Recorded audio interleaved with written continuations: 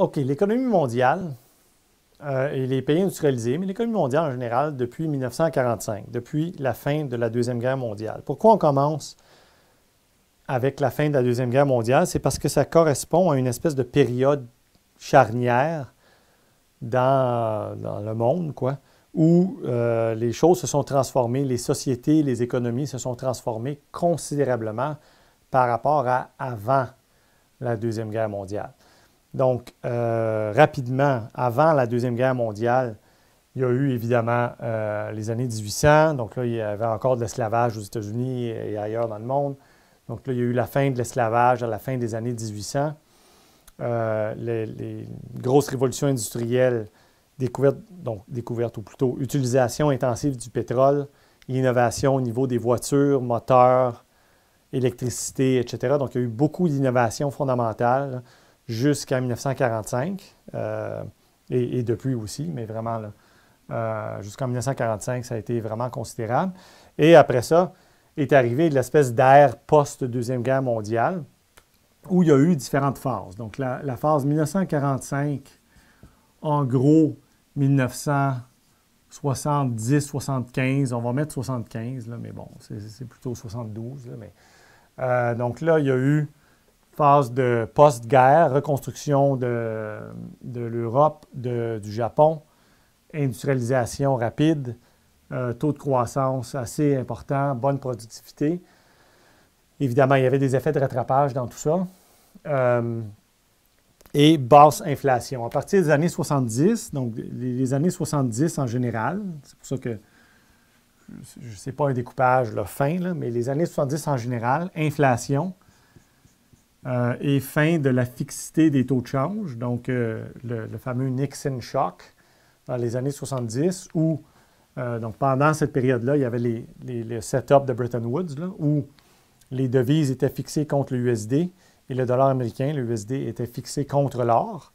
Et dans les débuts des années 70, les Américains ont mis fin à ce système-là. Donc, flottage des systèmes de change. Donc, les devises sont devenues adossées à rien de concret, donc pas de l'or ni rien, là.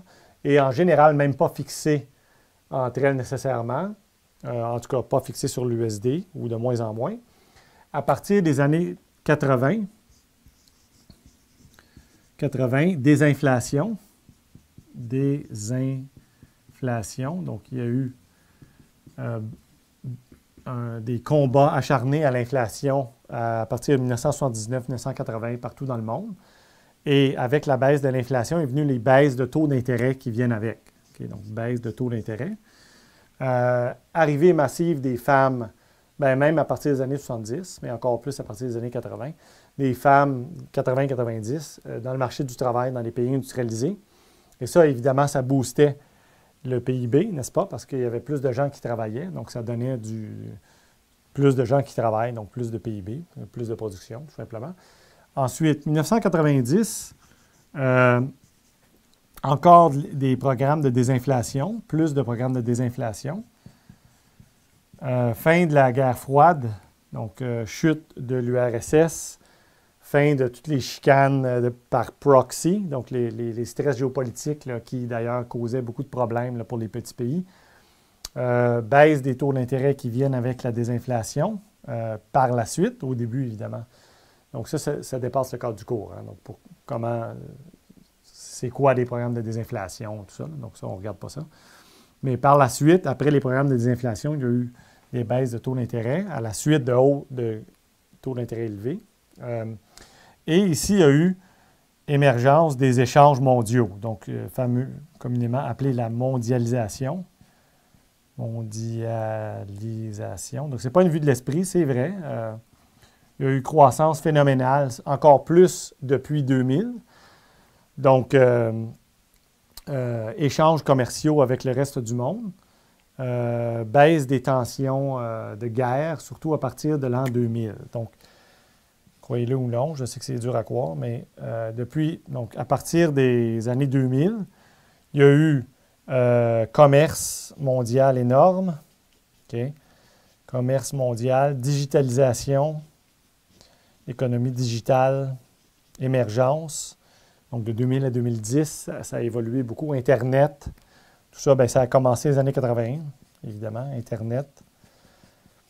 Et ça a changé fondamentalement le monde et l'économie. Okay.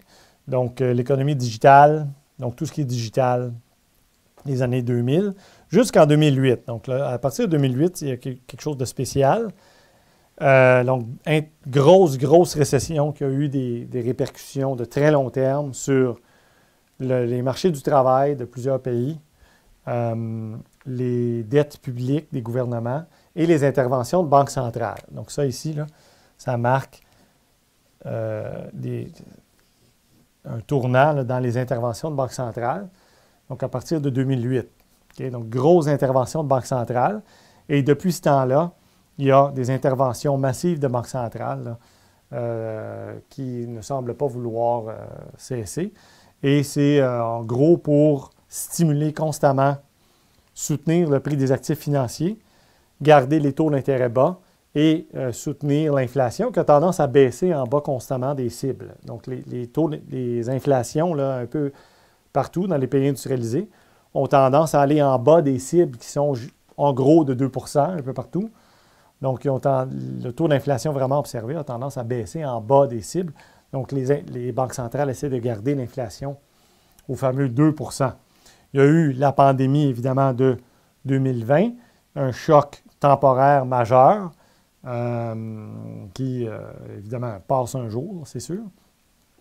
Et les choses reviennent à leur force structurelle de long terme derrière tout ça. Remarquez que je ne fais pas de l'analyse politique ici, n'est-ce pas? Donc, la montée de certaines philosophies là, politiques aux dépens des autres, tout ça. Donc, je m'en tiens là, simplement à la structure et aux fluctuations, les grandes étapes. Et donc, on est à l'ère vraiment où le commerce, les échanges mondiaux, le digital, l'économie digitale, donc l'économie à fort capital humain, est très favorisée. Donc, ça a été l'évolution là, de l'économie mondiale. À partir de 1990, particulièrement, ça c'est plus structurel, mais je vais le mentionner quand même, baisse de la pauvreté mondiale de façon astronomique et encore plus depuis l'an 2000. Okay? Donc, baisse des taux de pauvreté. Donc, par million d'habitants, il y a moins de gens qui sont dans l'extrême pauvreté dans les pays pauvres qu'avant. Avancée de l'innovation qui aide à l'accès à toutes sortes de choses dans les pays industrialisés et dans les pays émergents. Donc, l'eau potable se répand, l'électricité se répand un peu partout, etc. Hausse des inégalités de revenus et de richesses, et ça a des implications sur les marchés financiers. Donc, c'est important à comprendre d'ailleurs, ça. Et voilà. Donc, en gros, c'est ça l'évolution, les grandes étapes là, dans l'économie mondiale depuis la fin de la Deuxième Guerre mondiale. Okay. Voilà.